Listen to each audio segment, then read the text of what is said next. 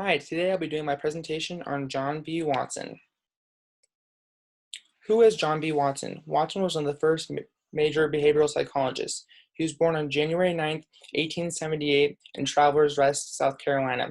At the age of 16, Watson went to college and 5 years later graduated with his master's degree in psychology in 1899 from Furman University and then went on to get his PhD from the University of Chicago.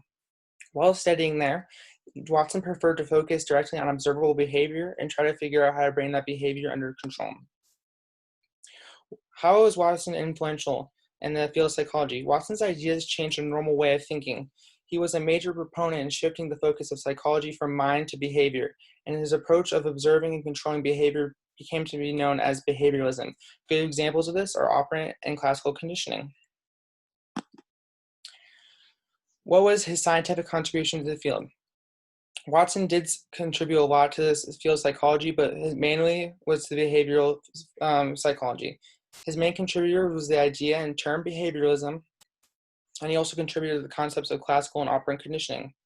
Classical and operant conditioning, those are, classical conditioning involves associating an involuntary response and stimulus to get an action out of someone, while operant conditioning is associating involuntary behavior with consequence.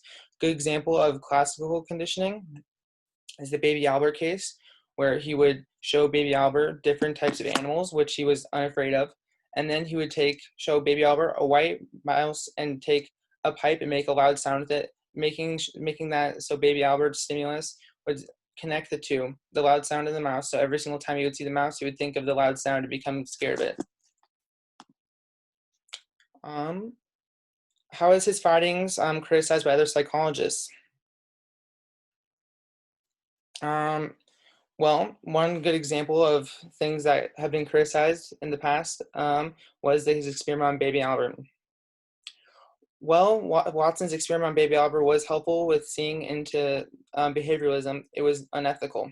Watson did not develop an objective means to evaluate Albert's reactions, instead of relying on his own subjective interpretations. Also, recently found out Baby Albert suffered from hydrocephalus, which is a disease where you have liquid inside your brain.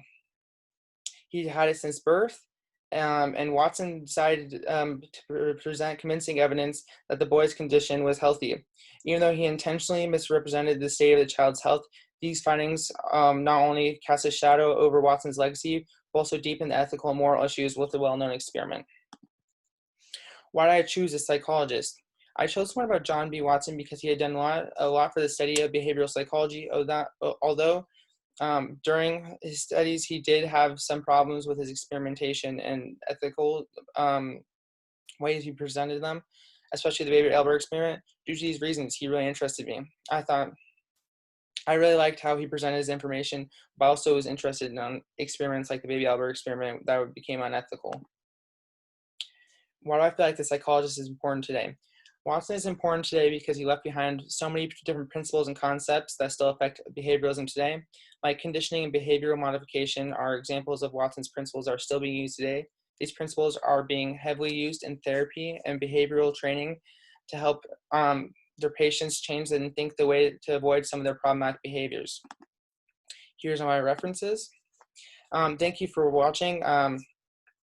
Like I said, John B. Watson was one of our great psychologists. He helped build behavioralism from the ground up and really helped create it and change the world we live in today.